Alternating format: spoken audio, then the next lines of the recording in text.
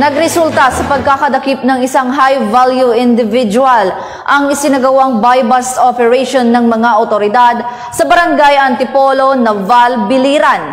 Ang balita mula kay Patrolwoman Sherry Ann Masi.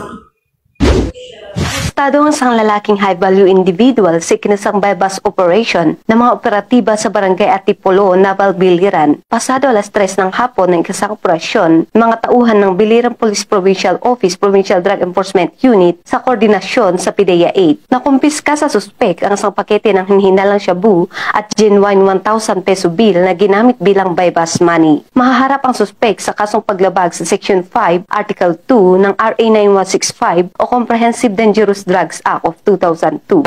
Mula dito sa Eastern Visayas, ako ang inyong PNN correspondent, Patrolwoman Sherry Ann Masi, alagad ng batas, tagataguyod ng balitang pulis. Maraming salamat, Patrolwoman Masi.